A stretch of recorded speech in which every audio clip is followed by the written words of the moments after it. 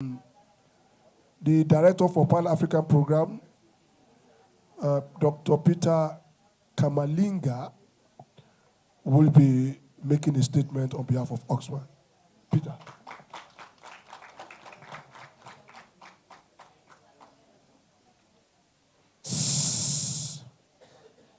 Thank you very much, Dr. Ajayi. As Dr. Ajayi has said, I come from Oxfam. Je viens de And Oxfam. I'm a Ugandan, as I said earlier, and I'm a small farmer. Je suis ougandais d'origine, mais je suis aussi un fermier.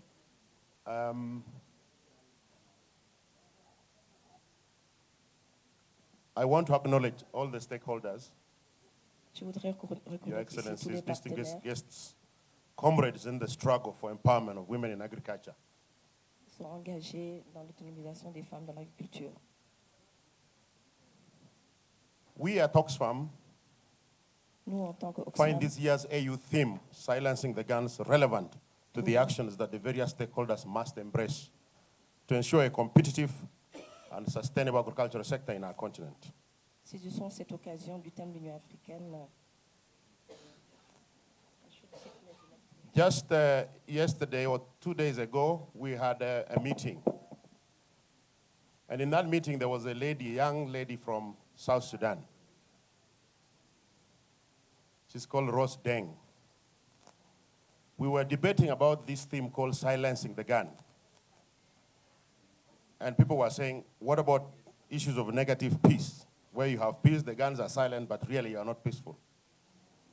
For her, she said, when you are in Malakal and the shots are going over your head, you just want the guns to be quiet first before you think of other things. For her, it made sense. And it's important to know that these issues are related. The other thing is that a person who is hungry cannot also be peaceful. That's important. You probably know that Oxfam is part of, and actually the vice chair of the Cardiff Non-State Access Coalition, which comprises many local and international stakeholders, small, medium enterprises, the Kilimanjaro Initiative, the Women Forum on Small-Scale Farmers, youth groupings, women organizations who have partnered with the AU in the implementation of the CADEP by the member states. You know that. You probably are also aware, as you may have heard, that we are working with many partners across the continent, like PLAS, WILDAF is here, PROPAC, and many member states, particularly in Burkina Faso, Ethiopia, Liberia, Malawi, Nigeria, Rwanda, Senegal, Tanzania, and Tunisia, as well as dozens of other AU member states to secure women land rights for women. Because for food, land is critical. To achieve sustainable food systems in our continent, we need to examine the key components of CADEP, which feed from and into a peaceful African continent, in line with the 2020 AU's theme, as I said. A hungry and excluded people cannot be peaceful. So this makes sense. I'm just trying to relate the message around empowerment of women in agriculture and food with the theme of the year. It is connected. Sometimes some people may see it as distant, but it's as simple as that. If you're hungry, you cannot be peaceful. Many in this room are all too familiar with the commitments of CADEP, and I don't want to belabor that. Issues of recommitting CADEP processes that embrace all stakeholders, enhancing investments in agriculture, ending hunger 5 years away from now, poverty, having poverty, all those things you are familiar with. We also know and agree that when women own land and control it, productivity goes up by up to 30%. I think FAO, has pronounced itself on that. It makes sense. When women own and control land, productivity goes up. So it's a prerequisite that you must make sure that women's rights to secure, control, and own land is enhanced, because in then productivity will go up, and with it, food security. And that is important. And it's why Oxfam remains very, very keen and continues to be keen on practical tools and processes that guarantee women land rights, going beyond rhetoric. What is practical? We have piloted a number of them, but I think there's always a challenge of how to bring these things to what Madame Thelma was saying. How do you bring it to scale? And also, how do we make sure that the engagements are strengthening the agency and voice of women? And how do we make sure that these pronouncements that we make year after year, and I'm sure many of us go to these meetings, resolutions after resolutions, where are the commitments and what is binding? What happens if you don't implement those resolutions? These are the issues that I think remain problematic. And many of us have deja vu about these resolutions that don't translate or even mean anything to the small farmers. One of them, and I think Dr. Firi did mention, in July this year, the African Continental Free Trade Area comes to force. We all know that. And all of us are excited that that is a huge opportunity. But I think from Oxfam, we're actually skeptical. Because if you don't organize the African small farmers, women, it may actually be just the greatest opportunity for the continental market to be organized for others, to use it very conveniently. We have seen that. There are certain things that must be done. What are you trading in this free trade area? Who is controlling the value chain? How are we regulating against the big corporates who might displace the small farmer? Yes, we retire the hoe, but we must be careful what is replacing that hoe. Who is controlling it? Whose technology is it? How is it providing space for the small farmer? It can't be a captured space. Those are the things that we need to be very, very alive to at all times. And I know that this issue of free trade is going to be a discussion. And I think from our side, we need actually to already progressively start building analysis on what are the things that you need to do in order for this free trade area to work for the African people. We need to invest in more research, more knowledge, and see how. How is ECOWAS working as a community already for now? How is it working for the rice farmers between Togo and Nigeria? How is it working? Or between the small traders in Katuna, between Rwanda and Uganda? Is it really working? How do we hold our leaders accountable? Because they make these pronouncements and sign. But when you see what happens, when a small farmer wants to sell few things across a border, there are restraints. They call them non-tariff barriers, whatever you call them. How do we make sure that the agency of the women is actually hard and clear in these spaces? That is important from where we sit. And so far, we see that this AFTA is not yet designed to promote and protect local food systems. If it is not done like that, certainly it will undermine the territorial market approach that small market farmers anticipate to reap. The AU and the member states must reinforce mechanisms to prevent and stop undue and unfair competition exercised by the large agri-food companies. Governments, member states, must be able to provide the right regulatory framework so that these big businesses who have power, they have money, they have power, they have knowledge, they have research. They can hire the best experts, you can find them. The only protector must be government. And the governments are a function of the citizens.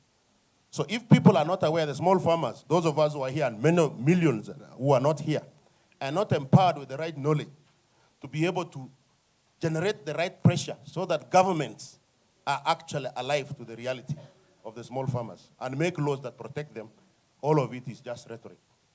This continent will lose the next century. Dr. Firi said we are growing, fastest growing, but growing with who? There are a lot of inequalities that we see. And if there are inequalities, it means that those who have power actually are the ones legislating. They're the ones creating the policies. If I'm a big company, I can pay parliament of a country and say, let's go for a retreat in a Radisson Hotel. Let's discuss this policy. Pay it. The law will be the one that is responsive to the needs of the big corporate. This is important, and it has a direct impact also on how democracy functions or doesn't function in this continent. It is important that we stay alive to those realities as well. And also to actually filter some of the funding that comes to the sector. Some of it comes, but it doesn't necessarily serve the interest of the small farmers. It's important that we stay alive to that as well.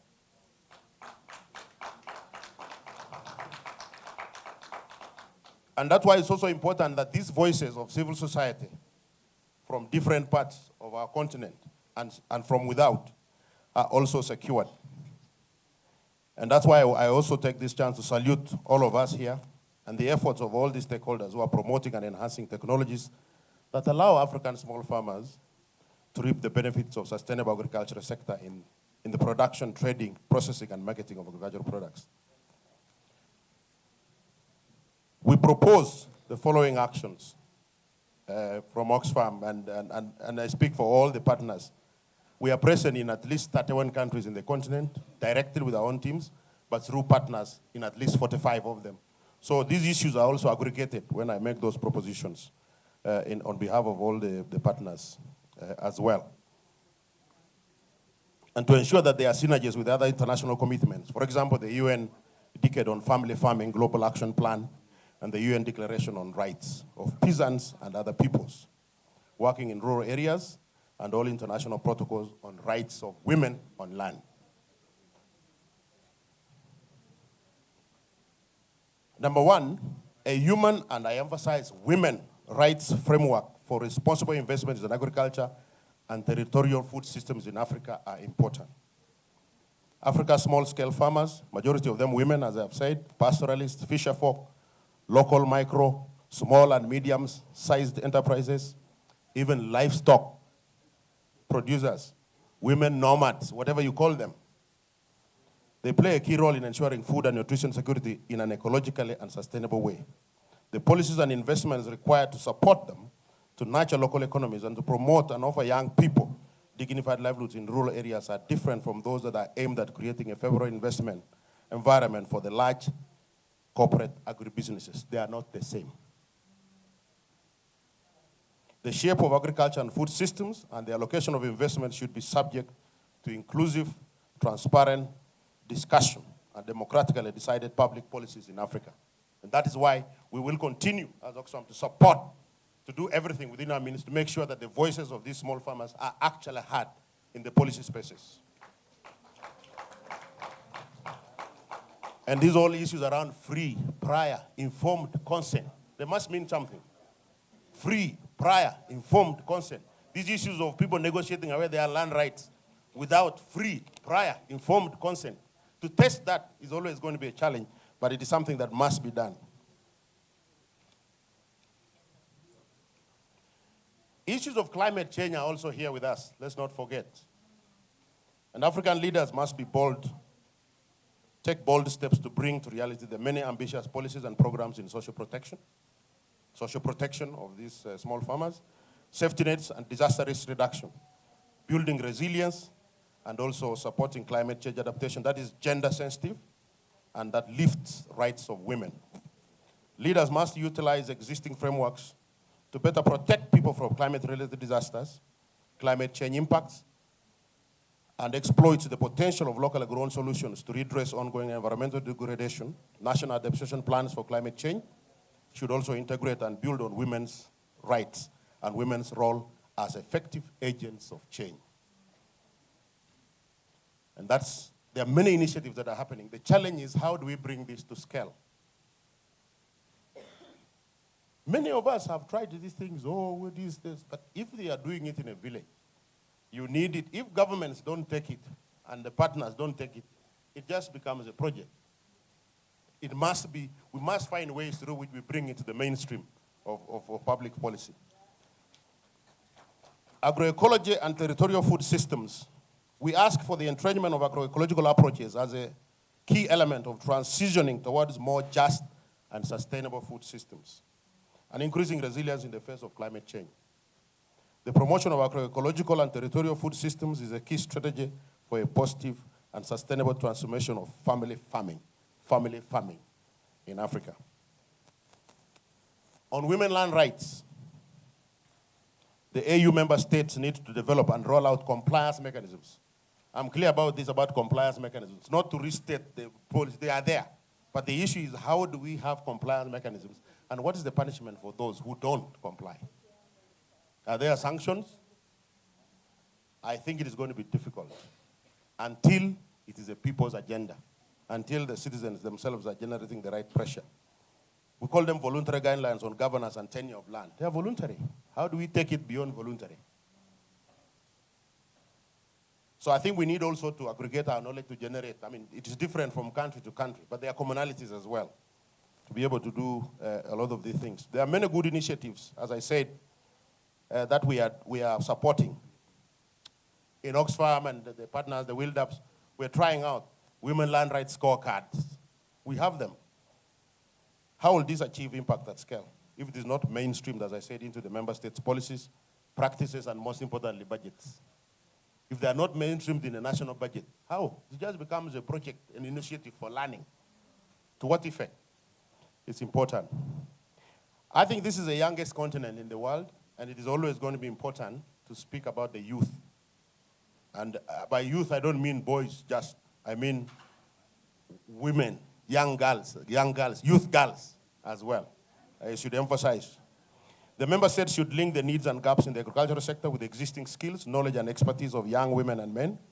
For example, enabling young people to adapt or pilot new technologies or innovative marketing tools. Access new markets, and including virtual or international markets to develop new products. This actually means that we need to relook at the education curriculum in all our countries. That needs to be revolutionized so that it's more responsive to technology as well. Lastly, accountability. Again, I will keep repeating this because that is an issue. We make pronouncements, and some of our governments, our leaders, are very easy to sign far-reaching policies because they know no one will ask. It's just good to sign. It looks nice. They go in the UN, they said we have ratified. But when you really relate it to practice, there's nothing. So it is very important that we ask for inclusive structures and mechanisms for monitoring the implementation of the actions and recommendations from the CADIP, the biennial report as well. We need to have clear mechanisms through which we are, there are mechanisms for enforcing accountability and monitoring of those in those spaces. But also that builds and reinforces existing small-scale producer organizations and CSO structures and platforms. Some of them are in this room. Again, the voice and agency of women as primary stakeholders is indispensable. As I conclude, let me note that there has been a big change from Maputo Declaration to Malabo. Whereas Maputo was laying a groundwork, Malabo is very much private sector oriented with various opportunities for the private sector being put forward. Nevertheless, we urge that African governments should continue to engage the private sector and civil society on opportunities at the national, regional, and continental levels, such as the target to triple intra-regional trade.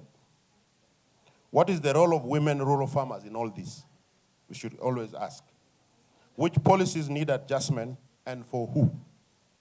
All of us as civil society with a role in agriculture must not tire to seek to know all the developments and opportunities in CADEP and other AU commitments and share with our stakeholders. CADEP has opportunities for private sector, youth, and women. It is all inclusive, meaningful, I repeat, meaningful participation of youth, women, and rural small-scale farmers should help us realize these opportunities quicker and implement more efficiently for the benefit of the entire agricultural sector in this our continent. For many decades, many actors, including, I have to say, Oxfam, which I represent, have thought that development can be imported. That is wrong. Development can never be imported. Sustainable development is and will always be local and personal.